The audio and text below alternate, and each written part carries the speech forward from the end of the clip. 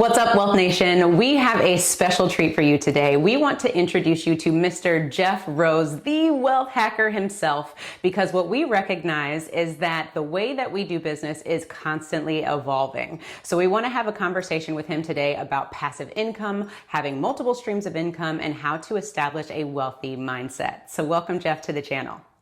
Yeah, thanks for having me. Awesome. Oh, man, thank you so much. Now, what we like to do is just jump right into things. And what we'll do is as we go through these different concepts, we'll get to know you as we go through it. Like Darius said, let's go ahead and jump into our very first point that we want to talk about, which is passive income. So Jeff, we know on your channel you talk a lot about passive income and how people can go about these strategies. So why don't you share with us what are your favorite ways to make passive income these days? Yeah, and I think before I share like my favorite ways, I think the one thing that people need to realize, and something when I was younger, when I was starting my entrepreneurial journey, I didn't even really know what passive income was. I didn't even know like what it meant to earn passive income. I didn't know like the strategies, and it's just one of the ways now that I'm grateful that I understand the concepts. But the one thing I want to point out is, because I see so many, especially on the YouTube channel, where people are commenting like, that's not passive income. There's no such thing as passive income. And for those that just stick, that put that flag in the ground and say, yes, there's no such thing as passive income. I mean, you're stuck. Like you're not going to get out of it. You're never going to like get past this mental block, this barrier, if that's your belief. Now, the truth is that passive income doesn't happen overnight. Obviously, because if that were the case, then we would all be sitting on our couches and lounging around watching Netflix and just having checks roll in. But the truth is that to earn passive income, you have to put in a lot of work up front. So it does take working more than most people are willing to typically work. It's more than just working a 9-to-5 job. It's what you do after that 9-to-5 job. So that is watching YouTube videos, reading books, listening to podcasts, experimenting, trying new things. And you really have to get through that initial stage before you start understanding, oh, now I get it. Like now I understand, the systems, the processes, the things I need to do to implement these things. So I just kind of had to set that up first, because I don't want to sit here and say that, oh, passive income is easy. No, like if it was easy, then everybody would be earning passive income. So the truth is that it does take a lot of work. Yeah. So that was a long way of answering. I didn't even answer your question. No, it's good that you set that up. Totally. Yeah, because it kind of sounds like you need to understand yourself a little more before jumping into different ways of making passive income. You need to understand, personal development prior to jumping into passive income, because it may not be a reflection of what you're good at or something you're passionate about, something like that. Totally. Yeah, and actually, I'm glad you said that, because, and I want to share something, then I'll dive into actually answering your question. But before I started the blog, before I even had an online business, I had my financial planning practice, and I was looking for other ways to earn additional income, extra income streams. So dabbled in multi-level marketing, big fat fail. And then my father-in-law bought a audio CD, also an infomercial for real talking estate, about how to become a real estate investor. Yeah. And I listened to all 12 CDs in my car. I mean, I'm totally dating myself here. And went to that entire series, and I'm like, yes, I'm going to become a real estate investor. And this began this, I think, 6 to 9 month process of like looking at properties and talking to people and finally making a few offers, and end up getting a deal that was accepted. And then I finally went to my CPA and said, hey, this person, they accepted my offer. What do you think? He's like, why didn't you come to me beforehand? Like, because he actually was a real estate investor. He's like, this is not a good deal. Like, you're going to lose money. Luckily, I got out of the deal, did not lose any money other than a lot of time. And I finally just realized, like, what am I doing? Like, the idea of being a real estate investor sounded really sexy, sounded really exciting. This is how all these other people are making passive income, becoming multimillionaires. But I quickly realized, like, it's not my thing. Like, I thought I liked the number aspect of it, but it was a time suck. Having to drive around and we just door knocking 2-3 at the time, and it was just eating a lot of my time, wasn't making any money. So I realized, okay, I'm not going to become a real estate investor. And which is awesome, because that led me to eventually starting the blog. Mm-hmm. So now, favorite ways for me making passive income is from the blog is by far my most favorite way, just because I spent all this time growing it and I still participate in it. I mean, I'm still actively doing things with it, but I'm doing it at my own leisure. I've got a team in place that is handling all the stuff that I don't like about running the business. But that just took understanding what are the things I'm passionate about, what are the things that I enjoy doing. It's a concept that I learned from Dan Sullivan from Strategic Coach, is operating in your unique ability. So what are the things that you enjoy doing, that you're really good at, that most importantly, you get paid a lot of money to do it. Oh, big nugget. That's where I learned to operate. And anything that is on my plate that I don't, not that I don't do well, it's just that I don't get paid a lot of money to do it. Those are the things that over the years I've just been diligent of removing from my to-do list, delegating, outsourcing, creating that process like, hey, here's how I do it. Here's the way I like to do it. And then putting that in a Google Doc and sending that off to my assistant so that they understand what my expectations are of getting it done. So I don't know if that, I think I finally answered your question. No, you did. Absolutely. And you actually brought up some good points that I wanted to dive into, because we talk about this a lot, because we have a very similar story to you and similar background. So we did MLMs, epic fail for 2 of them as well. We also dabbled in real estate and wholesaling. For us, like you said, just the time that it takes to drive around and door knock and, persuade, whatever you can do to create solutions for the homeowners. We just recognized that, this wasn't our forte. And something that you talk about a lot on your channel as well is like not stopping just on one thing, continuing to make momentum, figure out what it is that you like to do, and really create some sort of mastery. Because I know what we recognize is, like you said, you were watching or listening to tapes in your car. We invested into, one of those guru programs for real estate. And so what we recognize is we dropped all this cash on this program to learn about real estate when we could have just taken that cash, in hindsight now, right? We could have just taken that cash and worked with an investor and made an immediate return. So one thing that we're always sharing with our channel is to make money off of your passions, the things that you really enjoy doing, and stop spending time trying to study or get some sort of license or whatever it is, because it's going to keep you, that's time that's going to take you to learn all these things when you're maybe sitting on some valuable information right now that can help the public. Right. And another thing that I like that you said is the fact that you basically operate in your genius zone. Yes. You don't spend time doing stuff that you don't necessarily like doing, or you feel like is a time suck. Yep. Because the things that you hate doing, it reflects in your work. So if you operate in your genius zone, then you get the results that you really want, and it helps you generate that passive income that you really want to create for yourself. What a concept, being able to operate in your genius zone. Jeff, when did you feel like... And I don't want to just go over that lightly, because it takes time to figure that out. When I was first introduced that concept, oh yeah, it kind of makes sense. But until you actually put it into practice, and one of the easiest things you can do is writing down everything that you do each day as part of your business or as part of your money-making activities. And as you start to write it down, when you look at what you just wrote down, if you look at this thing and you're like, oh, I hate doing that. That's just absolutely miserable. You're like, oh, okay. And maybe you don't have the resources or that team, that person you can outsource that to yet, but at least now you're mindful of, okay, that's the thing. Eventually I'm going to figure out a way where I don't have to do that anymore. Actionable steps, ladies and gentlemen. That's exactly the question I was going to ask. So perfect segue, because it's really powerful when you realize that you have the permission to outsource these things. I don't know why, for whatever reason. I don't know if it's society or whatever it is, but it's almost like we almost feel like we don't deserve to outsource the things that we don't like anymore. You know what I mean? Yeah, now more than ever, we actually have the resources to do so. Totally. Thanks to the ever evolving digital age that we're living in. We have the resources to do so at, very low cost. Now, when we go back, sorry, go ahead, Jeff.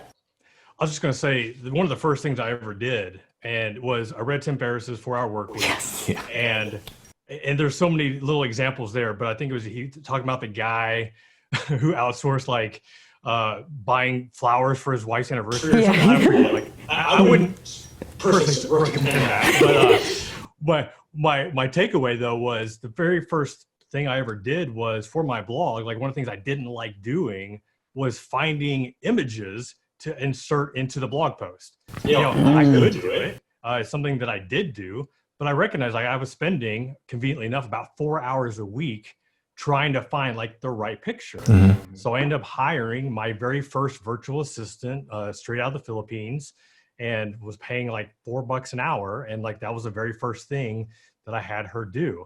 And it's just like, oh my gosh, like I just freed up 4 hours a week. I mean, I promise I'm not making that up. Like, it was 4-hour work week. I freed up 4 hours, like how convenient. But nonetheless, like I had 4 hours a week that I just freed up that I could spend doing more of the things I enjoyed doing. And it was so small, but yet it was so monumental and just helping me see and recognize, ooh, what else can I do? Or what else can I not do? Right. Have somebody else do it. It becomes a challenge. It's almost like checkmate. What else can I get rid of so that I can spend more time with my family? Yeah, you basically did that for $16? Yeah. Exactly. I love that. So what I wanted to ask you, when we talk about passive income, your blog that you've mentioned several times. So go ahead and take a moment, introduce yourself to the Wealth Nation family, and let us know about your blog, because that's really the game changer for us when we found out about your blog. I don't want to spill the beans just yet. Yeah, so I started the blog Good Financial Sense back in 2008. I was still a practicing financial planner. Initially, the blog was created as a marketing tool to attract new clients to the financial planning practice.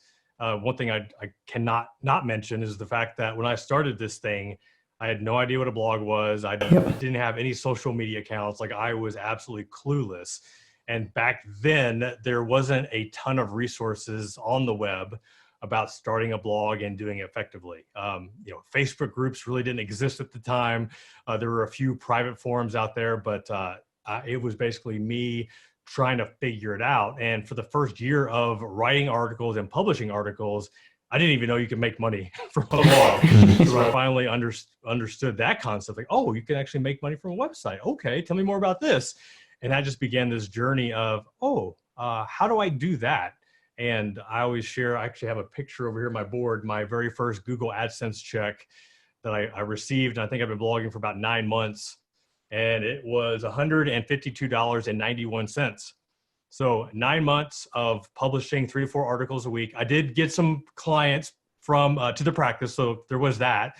But as far as like making money purely online, 9 months, $152.90 or however many cents.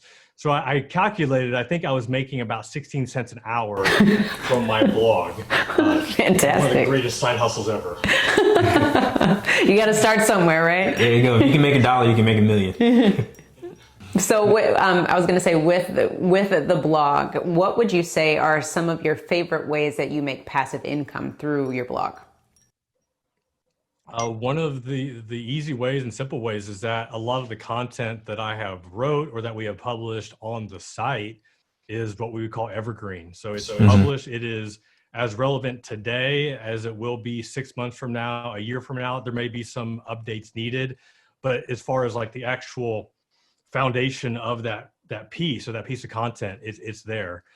And one of the, I guess, blessings or perks of being a certified financial planner was whenever I was writing and still write for like Forbes and Business Insider, I was able to get a lot of backlinks from very reputable big news sites. And if you're not familiar with SEO, search engine optimization, a backlink from a big news site like a Forbes or CNBC, I mean, that's one of Google's ultimate ways of recognizing that, okay, your site is legit. There's some authority there because a reputable site is willing to link to you.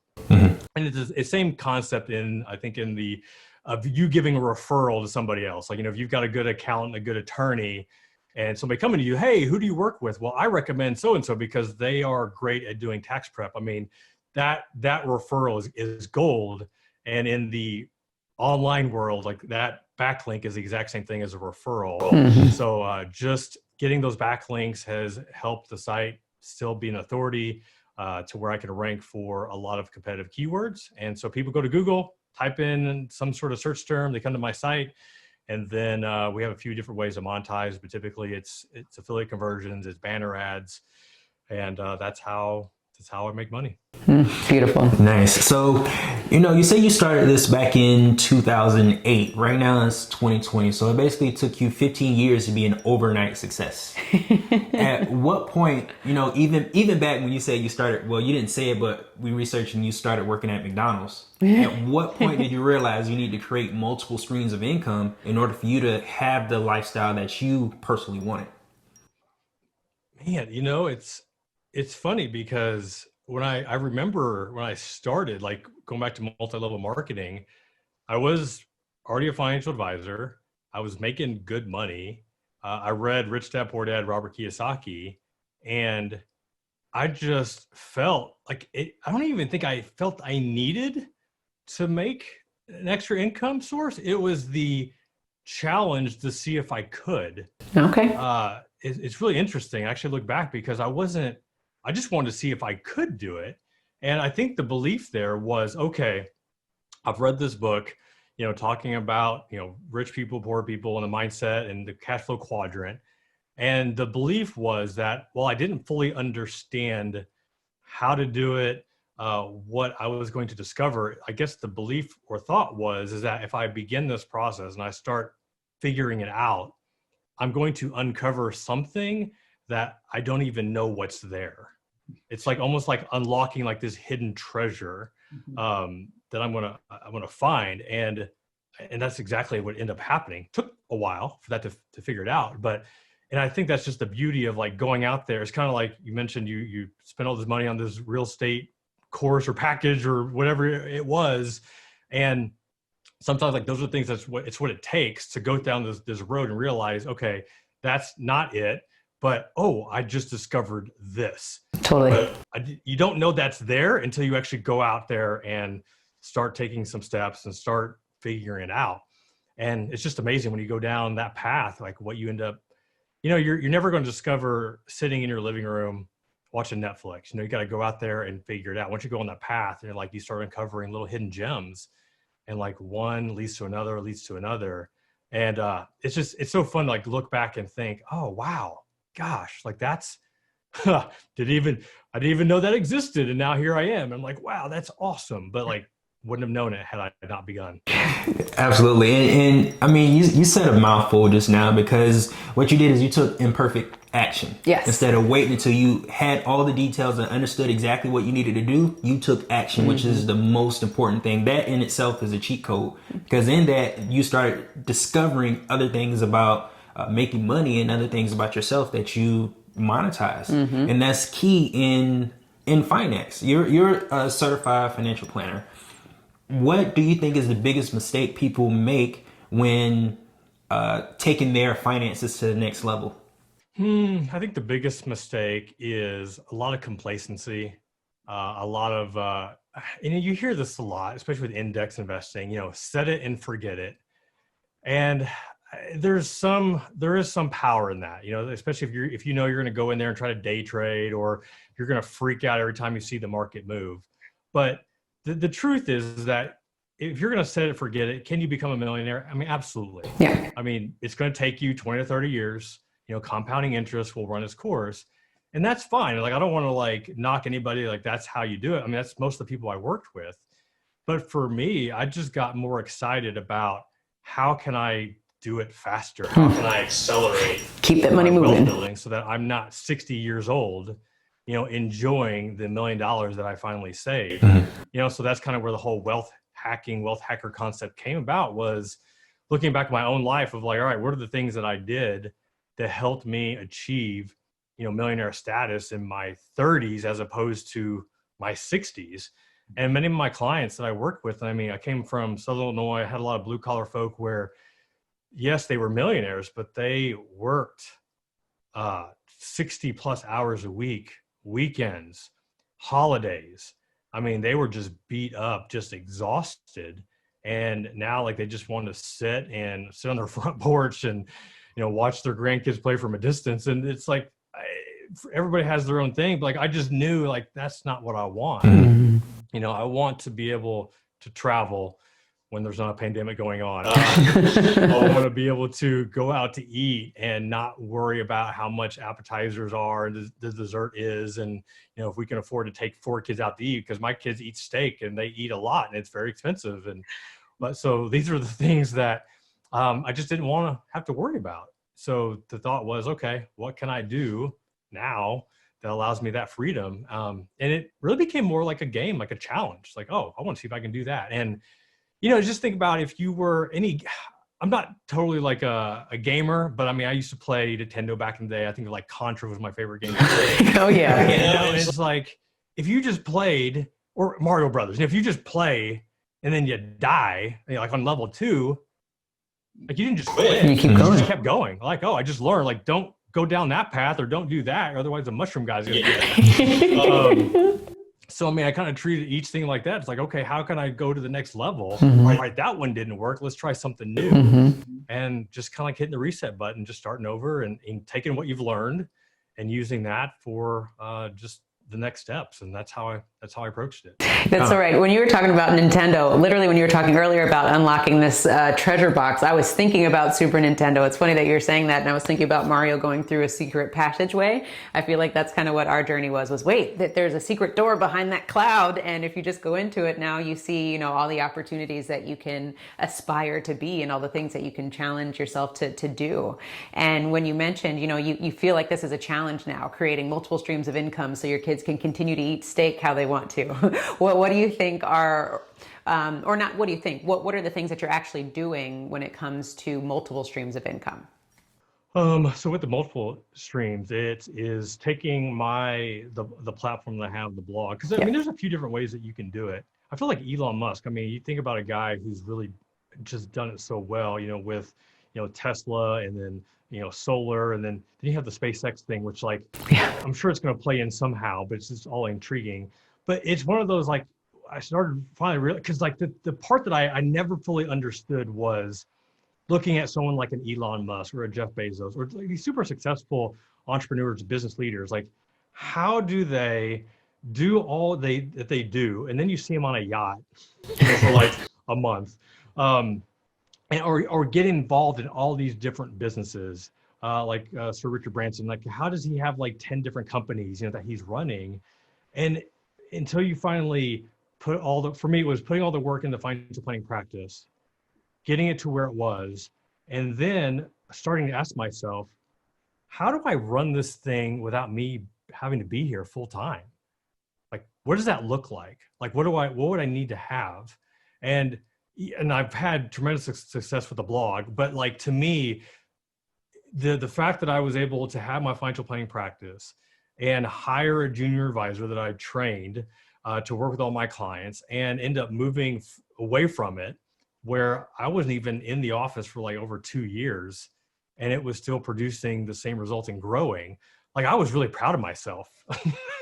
Big accomplishment. For doing that. And I did the same thing with the blog as well. Just found the right team people, build up the support team, help introduce them or train them on the things that I'm doing, how I'm doing them, so I can sit back and not just sit back and do nothing, but just kind of sit back and like have them take over that stuff. And then that allowed me the time for creativity, of thinking of new content ideas, think of like new strategies, or I mean, this is one way that actually is of making money, because anytime you're doing these interviews, like, you are networking, you're building relationships, and doesn't mean I'm going to like do business with everybody that I do an interview with, but it's still like, now that we've done this interview, like, we have like this bond that is different than just tweeting at each other or through email. Totally. It's just like, it kind of gives this permission to like, hey, there's something I'm working on. Yep. This could be a good fit. It could not, but like, now at least I'm more entertained to considering it, just because we've had this. So,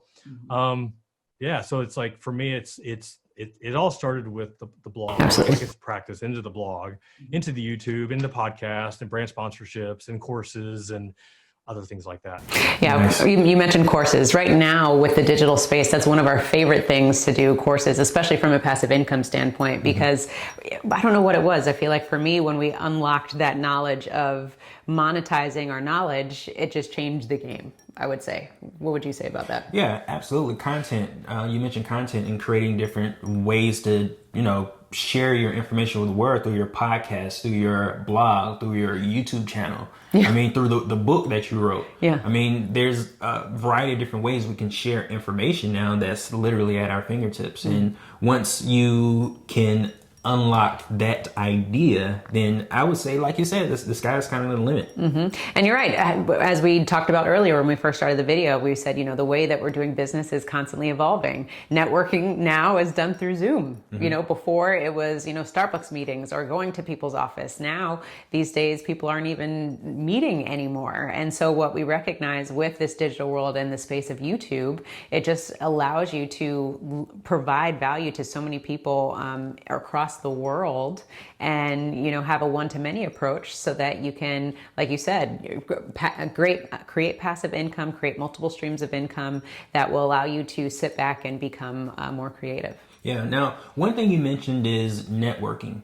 A question I have for you is, how has the people throughout the 15 years, or no, since McDonald's, how has the people that you surrounded yourself with affect how you monetize the information that you had or grew wealth? Good point. Oh my goodness. So much. I mean, I think about all the relationships that I have, that I've gained through the years. And one of the early ones I share, how I even discovered that you can make money from your blog, was another financial blogger who also was a veteran. Funny enough, he actually lives 2 blocks down from me now. He moved here from the Chicago area after he got a chance to visit the Nashville area. But this is like one of my first contacts of meeting somebody in a forum, which sounds really weird. Shady, and we had our first phone call. And I remember, I just did a video on this where I share like that story where I was driving in my car, had an appointment that was like an hour away, and it was our first phone conversation. He shared that he was making $30,000 to $40,000 a month from his 2 financial websites. And I remember this is before hands-free driving. So I'm like, one hand on the wheel, one hand on the cell phone. I remember I about ran off the road when he shared that, because this is well before I got my first Google AdSense check. And I just remember thinking, because like, wait, this guy's making more from his websites than I am for my financial planning practice at that time. Like, what is he doing? And he had a full-time job, so he was doing this on the side.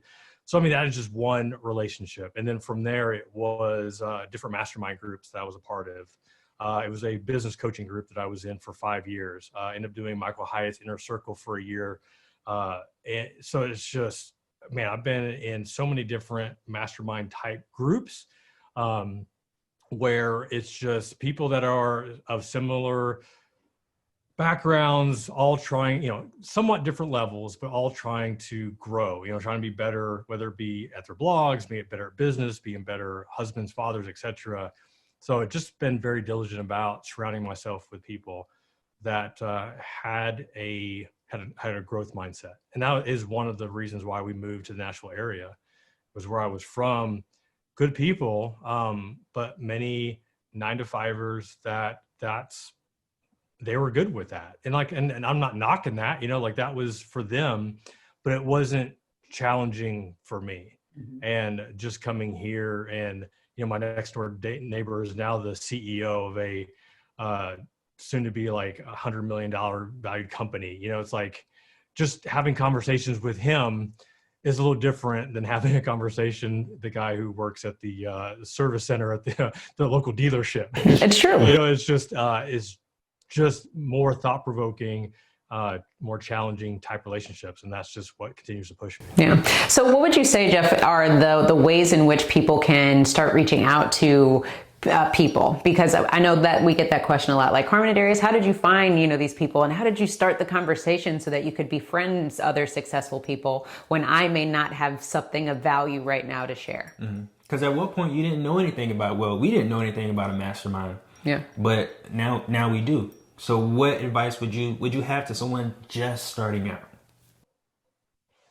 Yeah, I've seen a lot of mastermind groups start out of similar communities. And, for me, FinCon, which is the financial blogger conference, like that was the thing that I went to each and every year. And that's where my first mastermind group started out of, other guys that were financial bloggers. And I've seen this. So like if you, let's say you bought a course, or there's some free community that is in a niche that you're interested in and part of, like just being in that community, like in a Facebook group and just seeing who's in there and seeing what people are talking about. And if you're in there and you're actually investing your time, responding and building relationships there, like eventually, I mean, you could put a little thing like, hey, I'm interested in starting this mastermind group, anyone else interested? And that's how you can start. It's chances are, I mean, it probably won't be great at the beginning, but it's going to feel good being around other people that have similar interests that are all trying to achieve similar goals. Mm-hmm. And that's one of the easy, especially right now in this online world, like that is one of the easiest ways is getting into a community, whether that is a free community, anytime you buy a course nowadays, typically there's a community there. Like I've seen mastermind groups start out of those communities. And that's just one way that you can start getting involved. Good point. Thank you for that. Yeah, I like the start. Mm-hmm. Always getting started. Definitely gets better over time. Taking action. So we talked about surrounding yourself with successful people or like-minded people. What would you say are the secrets to achieving an abundance mindset? Secrets to abundance mindset. For some reason, I've always had a glass half full mentality. Not really sure where that came from. Probably from my grandmother, from my nanny. I know that something that I diligently do every single day is, writing my gratitude journal of the things to be grateful for. And that is a simple act that many people don't do it. And I recognize like how powerful that is. Yeah. Because there are days where I just don't have it. You wake up and, puppies they were barking in the middle of the night. You got to take them out at 4:30 a.m. And when your kid wakes up and he's in a grumpy mood and him and his brother are getting into it and just like, like you foreshadow my morning. But like, just in the day, it's like, all right, what are things am I grateful for? I'm grateful that it's sunny out. I'm grateful that we're going back to Illinois to spend time with the in-laws, grateful that we have puppies, grateful that my kids are in good health, and just simple things like that, and it's also not just recognizing it and thinking it's writing it out. It's writing it down. And just that connection, I think, just from the brain to the pen and just getting that out there. And I think it's just that, and also just, man, like I'm grateful for every failed experiment that didn't work out. And that was one of the things that, looking back, like I really don't know how I didn't let all those failures, define me. Obviously there was something that I got that stuck with me. But, you talk about your real estate thing, and I could have just used that as, yep, that's me in a nutshell. Tried this thing, spent a lot of money, wasted my time.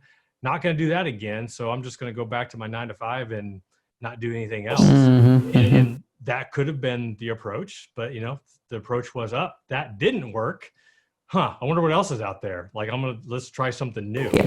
And just going back to the whole game analogy, just made a game out of it. Totally. I think the reality is that there are things out there. You just have to be willing to put yourself out there, try it, and don't let every little thing that doesn't work out derail you. It's just getting you one step closer to the next thing that's going to work out. Absolutely.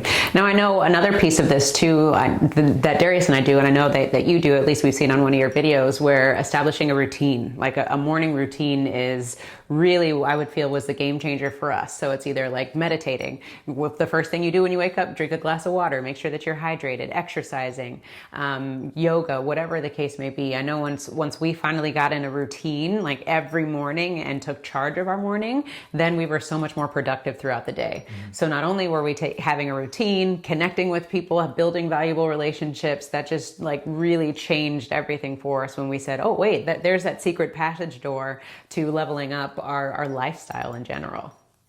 Yeah, and I think taking it one step further, the morning routine all starts the evening before. And so writing down like what do you have to do the next day? What are your top three priorities? You know, what do you got on your schedule? And so that when you wake up, like you know exactly what you got to do that day, tackle that day. And I'll be 100% transparent here. Like I didn't do that last night. And I woke up, and that's one of the reasons why I felt so chaotic, because my kids are home. It's Thanksgiving break time, this recording. And like I didn't have everything written out. And I was just in this bit of a funk last night with my kids and everything else, trying to deal with all that. And I feel it this morning. Yep. And it feels so different. Like whenever, and I know this, like I've been doing it long enough. Like, yep, that's why I'm off this morning, because I don't have like, I know the things I got to do. Yep. But man, like up here, it's like this jumbled chaotic mess. Like, I just see these ideas like floating around. Like I start getting stressed out. Like, but then when I put them on paper, it's like, okay, that's what I got to do. Which one I need to do first? What's the easiest one to get done? That one, boom. So yeah, it all starts the night before. And so anyway, I'm here. I'm grateful that I'm here. Yeah, it all starts the night before. That's the biggest secret, I would say, planning, because when we say own your own lifestyle, not only is that financial, that's every aspect of your life. So if you're not going to own your day will own you. And we know that happens far too often when you don't have the proper planning in place, which is why you end up having a day that might not be as productive as it can be, because you know that the planning didn't take place. Yeah, and one thing I noticed as our income started to go up, one thing I realized is the secret is the fact that there is no secret. It's taking simple steps like writing down, you know, what you want to accomplish for the next day is one of the most beneficial thing that you can do, not just for your next day, but for your life. Waking up and drinking a glass of water, getting started with a routine is one of the most simple things that you can do. Has nothing to do with making multiple millions of dollars or multiple streams of income. But what that does is it allows you to set that up for yourself. Yeah. Preparation. I like that you said there is no secret. It's just action. And like we say, a little bit of action every single day. Where we feel people get this wrong is they try to overhaul their complete life all at once, instead of, like you said, just journaling the night before. Let's set up the day and work our way through that, instead of, I'm going to work out, now I'm going to lose 20 pounds, now I'm going to eat right, now I'm going to do this. You can really overwhelm yourself if you take on too much than what you can get started with. Yeah. One thing I want to do, Jeff, is I want to sincerely say thank you. You know, coming on to this interview, I was initially like really nervous because when we started our financial journey, your channel is one of the things that we started watching, and you know the fact that you agreed to do this with us is thank you, and it's very humbling. Career highlight, to say the least. Career highlight. I couldn't sleep last night because I knew we were going to interview you. Yeah, it's really exciting. And one thing that I want to share with you, Jeff, that we really, really appreciate from you is not only do you have, the financial designation behind your name, you're real, the things that you share on your channel are actionable things that normal people can do. You never make your concepts overwhelming. And, sometimes the world of investing in itself can be overwhelming, but we appreciate that you make everything so digestible and that you share your story so that we can all relate and see ourselves in you. Yeah. And so, like Larry said, we're just honored that you took the time to be with us today and to share with us, to share with the Wealth Nation, so that we can all continue to become financially free, whatever that means for us, and change our lifestyles for the better. Yeah, thank you for saying that. I mean, that's one of the things that I just realized, that being transparent and being vulnerable, I mean, that is one of the easiest ways that you can get through to people. And I know many people that don't know me, or they just meet me now on this journey and they see me as being successful blogger, YouTuber, whatever. Like you said, an overnight success that took 12 plus years to get here. And the truth is, like in that journey, I mean, I dropped out of college twice. I had $30,000 of debt when I didn't need to have student loans because the military paid for it. I lost money on penny stock investments and bad business, transactions. Like, I mean, I've made I got into partnerships that I shouldn't have. I mean, I've made a ton of mistakes, but once again, I think the big fundamental lesson is that those didn't define me. They just gave me, that was my tuition. that was my fee, for learning, how to do it better next time. And I just want to encourage people that not everything's going to work out, but it's just a matter of just, going out on your bike, falling down, scraping your knee, but getting up, shaking it off and getting back on and just start pedaling again. Fantastic. Well, Jeff, let Wealth Nation know, where can they find you? Where can they get all your resources and tips and tricks in this financial world?